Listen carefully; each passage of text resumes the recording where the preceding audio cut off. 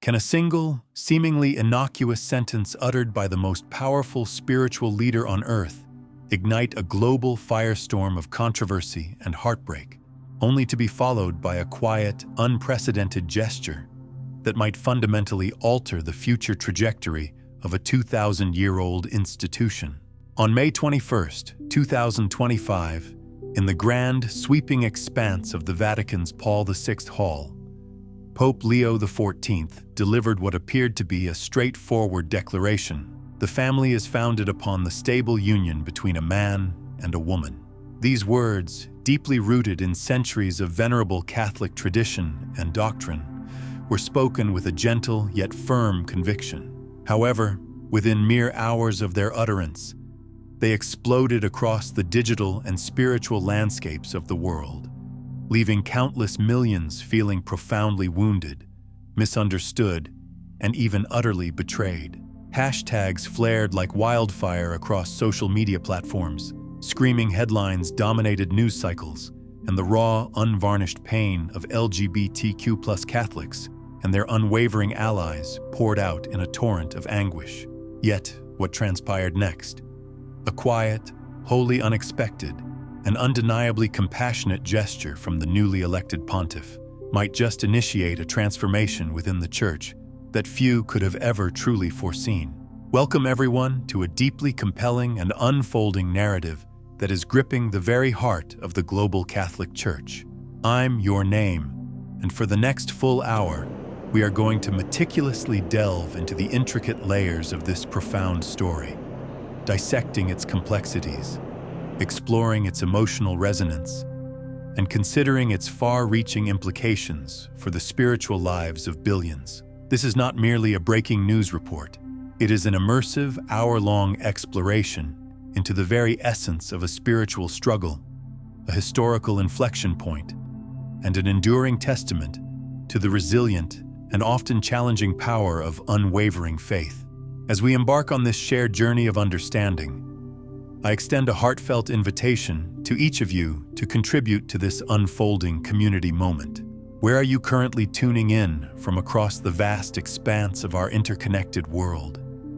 Is it the bustling streets of Chicago, the vibrant energy of Nairobi, the ancient grandeur of Rome itself, or perhaps a quiet, contemplative parish nestled in a remote corner of the globe? Please take a moment to drop a comment below. Or if you are physically present in the room with us, feel free to call out your location. And as you do, tell us, does genuine, empathetic compassion and leadership still profoundly matter to you in the complex tapestry of our modern world, especially within the hallowed halls of religious authority? Please hit the like button to show your engagement. Subscribe to our channel to stay connected to this vital discussion. And let us now, together, profoundly immerse ourselves in the nuanced depths of this extraordinary and truly pivotal story. It was barely 2 weeks into his papacy when Pope Leo XIV stood before that vast, expectant sea of pilgrims, his pristine white cassock still appearing immaculately crisp, his voice soft, yet undeniably steady and resonating with spiritual authority. He spoke eloquently of hope, of unity, and of the timeless, compassionate teachings of Jesus Christ, words that initially seemed to universally warm the eager crowd and inspire a collective sense of renewed spiritual fervor. Then came that seemingly innocuous, yet profoundly impactful line about the family, a declaration that was firm in its traditional stance, deeply rooted in established doctrine, and, to many, unyielding in its theological conviction. For countless individuals present in the Grand Hall that day, it was a familiar echo of centuries-old church doctrine, a reassuring and steady hand confidently guiding the Church's vast rudder through turbulent waters. However, for an equally significant and deeply vulnerable segment of the faithful, particularly LGBTQ Catholics and their unwavering allies, those very words functioned as a painful, agonizing wound torn wide open, scars that had never truly healed. By the swift stroke of noon on that fateful day, Those seemingly simple words had been meticulously translated into at least 7 different major languages, disseminated rapidly by over 50 prominent news outlets worldwide, and were relentlessly trending across every major global social media platform. Hashtags such as Chakchist Pope Leo XIV and Chakcham We Are Catholic Too lit up the digital spheres of Twitter and Instagram, becoming beacons of shared pain and solidarity. A young, impassioned activist in Buenos Aires, her fingers flying across her keyboard, tweeted, "I truly believed in him. I genuinely thought he was going to be different." Her poignant words resonating so deeply that they were shared an astonishing 40,000 times within a mere 6-hour span. In the vibrant, diverse city of San Francisco, a prominent Catholic LGBTQ+ advocacy group starkly posted a black screen emblazoned with the controversial quote, starkly circled in vivid red, accompanied by the heart-wrenching caption, "Not again." The pain expressed was raw, visceral, and multifaceted. It wasn't merely for the specific words themselves, but for the profound, deafening silence that seemed to accompany them. A silence that offered no acknowledgement, no gentle pastoral embrace, and no genuine understanding of those who have, for far too long, felt like perpetual outsiders within the very church they call their spiritual home. From distant corners of the globe, stories of anguish began to surface. Emmanuel, a courageous transgender Catholic residing in Nigeria, posted a tearful video, his hands tightly clutching his well-worn Bible as he eloquently pleaded, "I have never, not for a single moment, stopped loving Christ with all my heart. But does his church, his institution, truly love me in return?"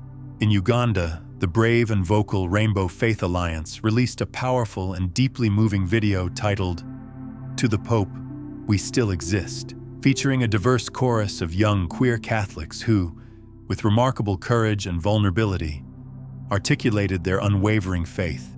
"We pray, we serve, we believe, with every fiber of our being, yet we are consistently told to wait outside the gate, excluded from the very community we yearn to be a part of." This deeply resonant video rapidly amassed an astounding 6 million views within a mere 48 hours, amplifying the voices of the marginalized. Globally renowned news organizations immediately picked up the story. CNN, with its characteristic directness, posed the penetrating question, is Pope Leo XIV deliberately closing doors that the Church had previously promised, however tentatively, to open? The BBC, ever the astute observer, wondered aloud. A papal misstep, or a definitive line drawn in the spiritual sand? In countless parishes spanning the globe, from the bustling streets of Manila to the ancient cathedrals of Madrid, Catholics engaged in fervent, often agonizing debates. Was this truly a profound betrayal of pastoral progress, or merely a stark restatement of immutable doctrine? By the evening of that turbulent day, over 3 million individual tweets carried the collective weight of hurt, anger, profound exhaustion, and lingering hope of a community that had, against all odds, dared to hope for something profoundly more, something genuinely different. This story, however, is far more complex and nuanced than a mere viral quote and its immediate repercussions. It is intimately intertwined with the deeply personal journey of the man who now occupies the chair of St. Peter, a man shaped by a life lived far, far away from the polished marble halls and intricate political machinations of the Vatican.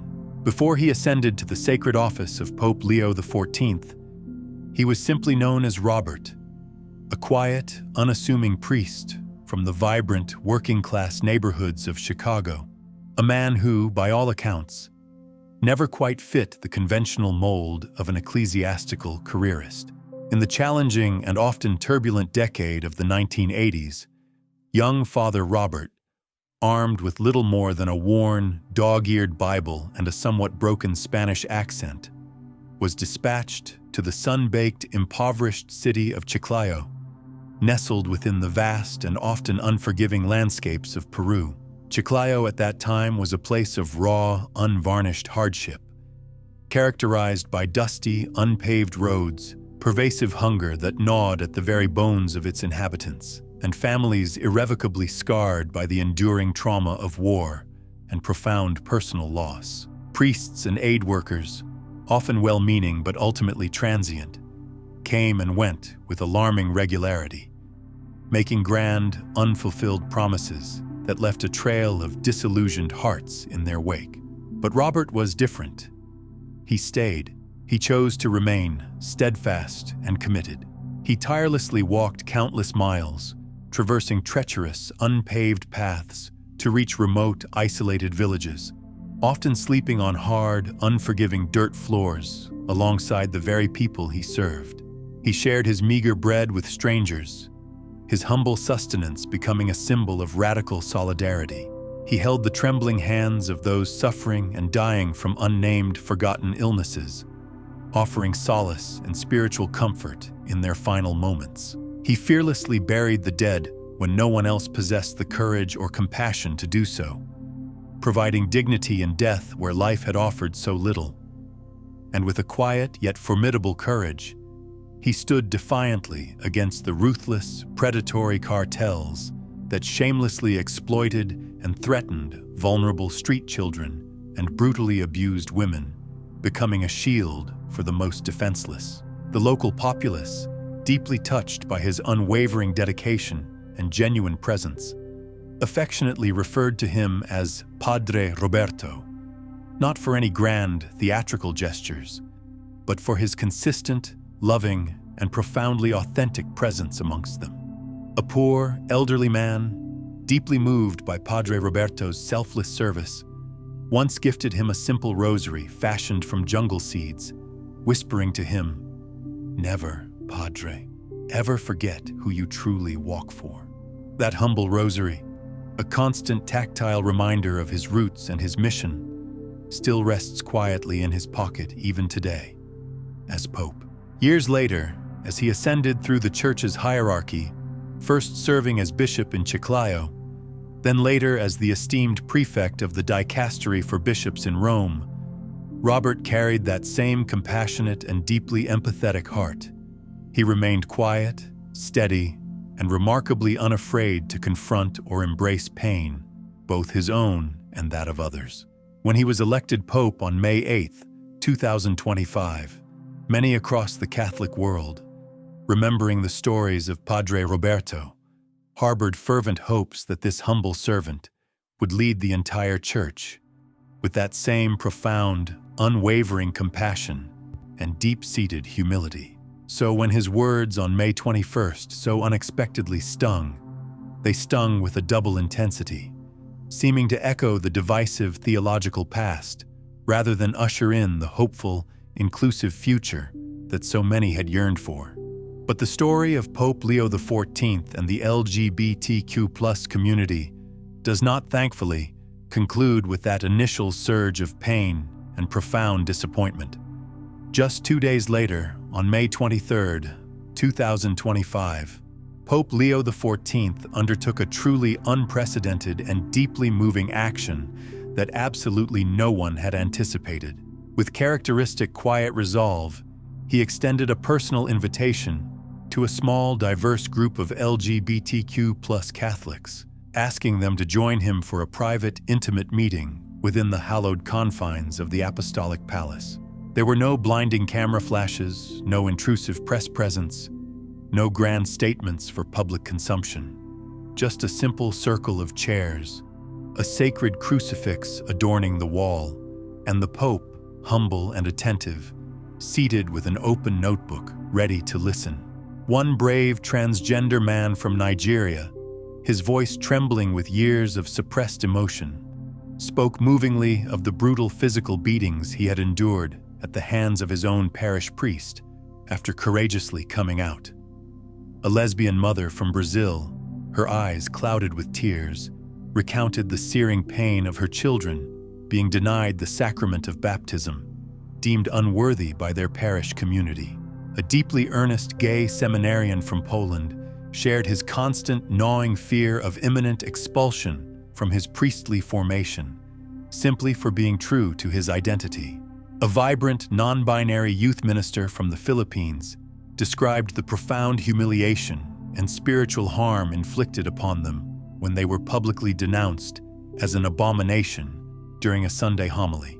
For 2 extended hours, Pope Leo listened with an almost agonizing intensity, his eyes visibly moist with empathy, his hands subtly trembling as he meticulously transcribed their raw, painful narratives into his notebook.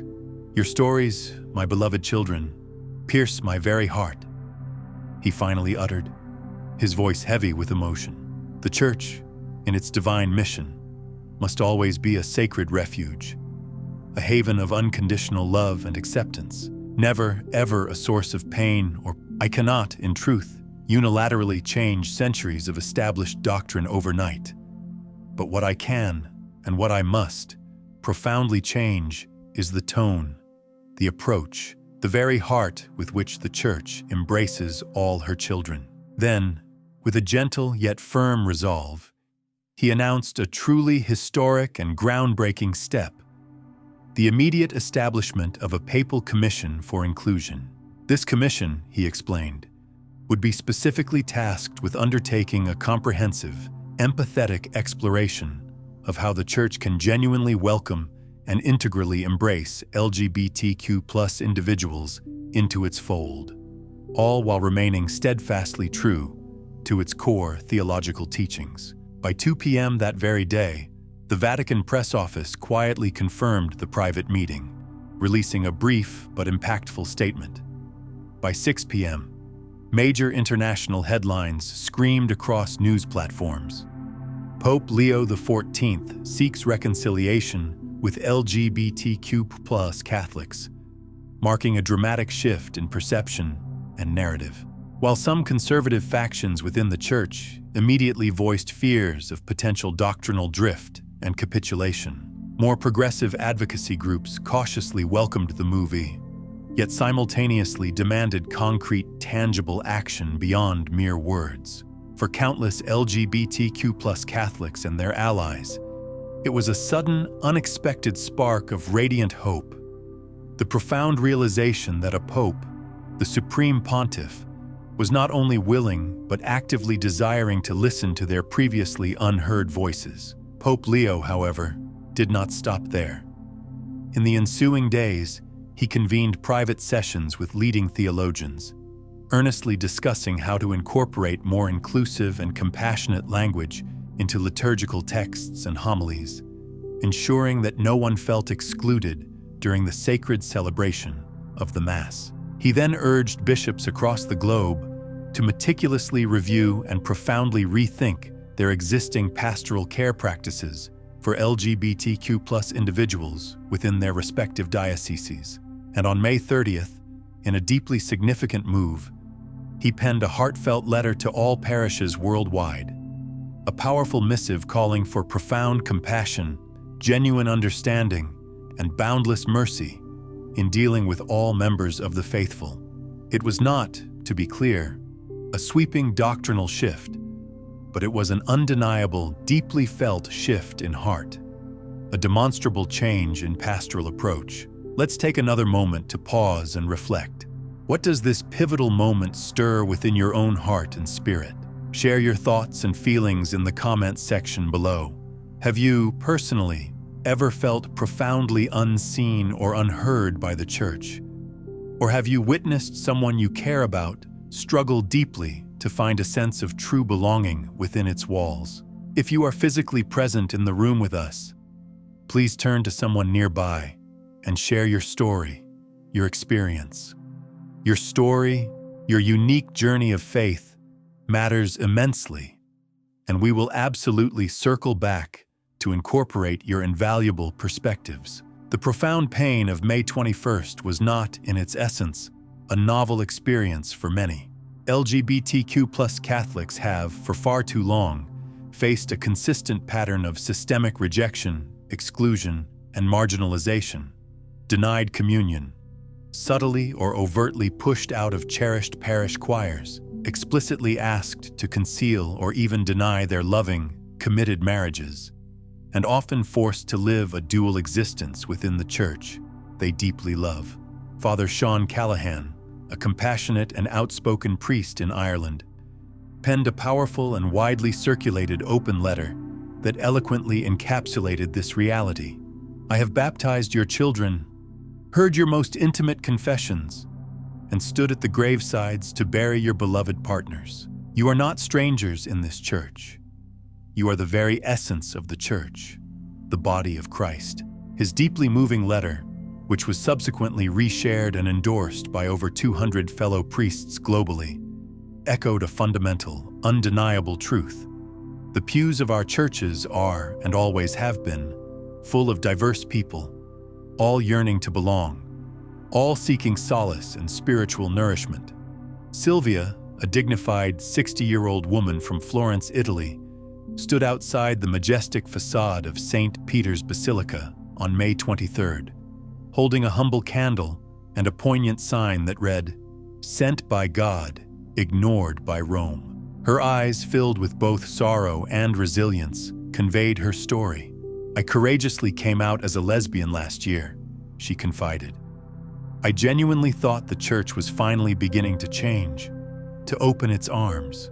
But this past week, after the Pope's words, I felt an overwhelming urge to simply hide myself away again, to retreat into the shadows." The immediate and powerful global response to the Pope's initial statement vividly demonstrated the incredibly high stakes involved in this ongoing spiritual and social dialogue. In Brazil, the popular YouTuber Lucas da Cruz, visibly weeping on camera, exclaimed, "I even named my beloved dog Leo. I truly believed he would be different, a pope of genuine inclusion." Lady Gaga, the iconic pop star, posted a powerful statement that resonated with millions. "My faith, my Christian faith, taught me profound love, not cruel rejection." Cardinal Joseph Tobin of Newark, a respected voice within the American episcopate, tweeted empathetically, "Our pews are filled to overflowing with individuals trying desperately to belong. They should not have to earn their place. It is their birthright as children of God." Online vigils spanning continents and facilitated by Zoom spread like wildfire, with Catholics from all walks of life praying psalms and lighting candles, not in anger or condemnation of Pope Leo, but in a collective, heartfelt plea for profound healing and reconciliation. A courageous group calling themselves Faithful and Queer offered a moving prayer. "May the stone that was once rolled away from the tomb not be rolled back by the cold grip of fear of love." Over 100,000 individuals signed a heartfelt petition addressed directly to Pope Leo, humbly yet firmly stating, "We ask not for new doctrine, but for a new, revolutionary compassion." Then, on June 4th, in a monumental and widely acclaimed act, Pope Leo XIV personally signed the sacred parchment, formally creating the Papal Commission on Pastoral Inclusion. This newly established commission was comprised of a diverse and thoughtfully selected group of individuals, purposefully chosen to answer one singular, overarching question: how can the Church, in its entirety, remain steadfastly true to its timeless theological teachings, while simultaneously and genuinely embracing those whom it has, historically, deeply hurt and marginalized? The commission included a deeply respected Jesuit priest from Mexico, a wise and compassionate German nun, an openly gay and brilliant historian from Italy, a grieving Cameroonian mother whose transgender son had tragically died by suicide, and a devout yet academically rigorous conservative Polish rector. Their expansive mandate was clear and compelling: to meticulously gather and amplify the often silenced stories of LGBTQ+ Catholics from every corner of the world, to thoughtfully reform existing confession practices, to ensure the absolute dignity and privacy of all penitents, to comprehensively update seminary training programs, to foster a deeper understanding of sexual identity and pastoral care, and, perhaps most critically, to directly address the devastating issue of suicide prevention. especially after alarming new data revealed that a staggering 1 in 4 LGBTQ+ Catholic teenagers had, at some point, contemplated taking their own lives. By June 10th, a profound and inspiring wave of grassroots engagement had swept across the Church. Over 1,300 parishes worldwide, from the vibrant communities of Rio de Janeiro to the ancient temples of Seoul, held open, empathetic listening sessions, creating safe spaces for dialogue and shared vulnerability. A compassionate priest in Los Angeles, in a simple yet deeply symbolic gesture, placed 2 empty chairs at the foot of his church's altar, extending an open invitation.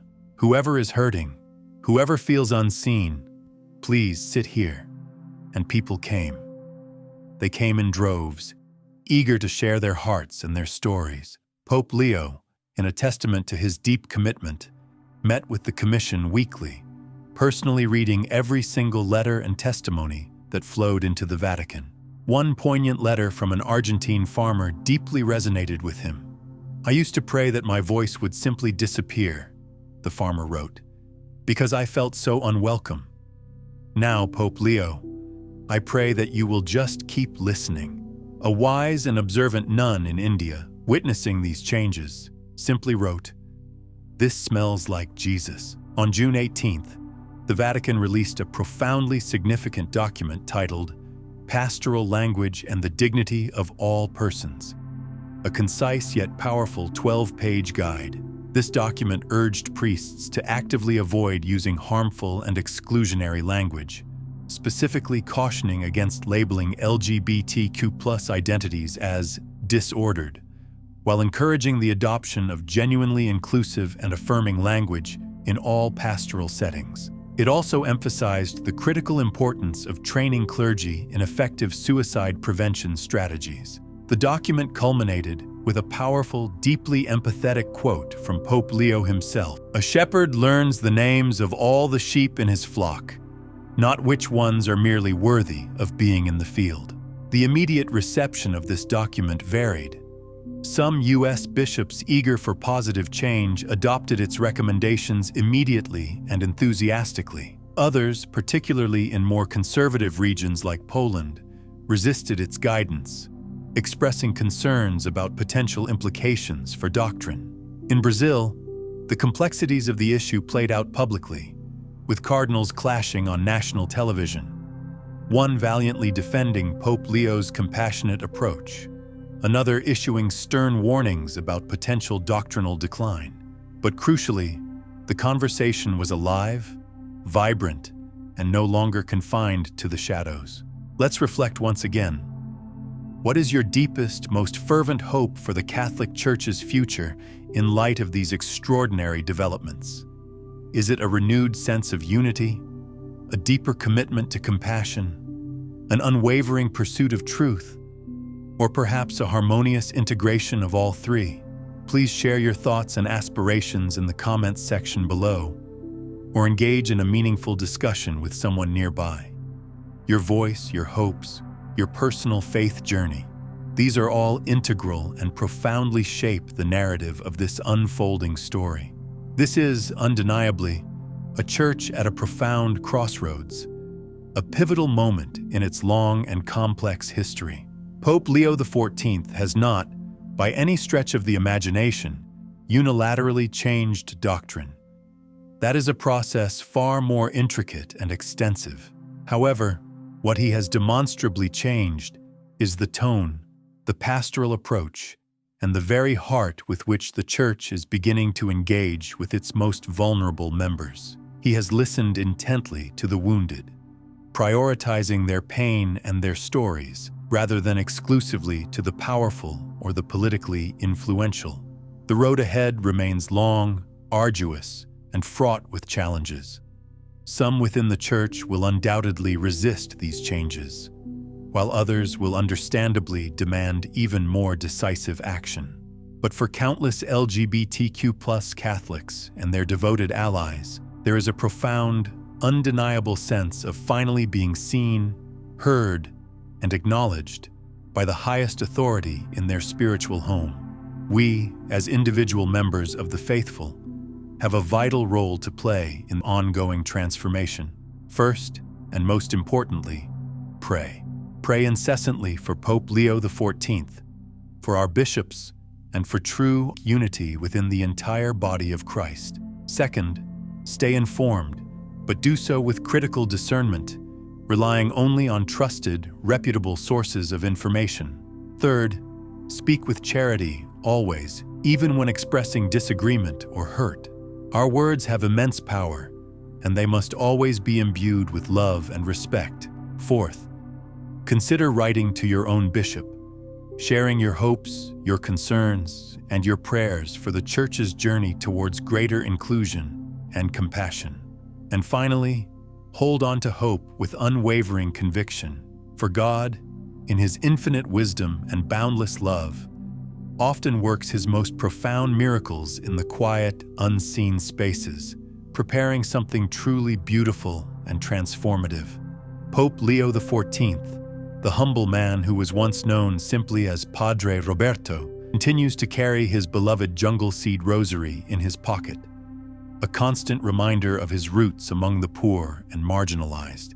He now carries, too, the immense weight of a wounded church. He is not, like any human, perfect.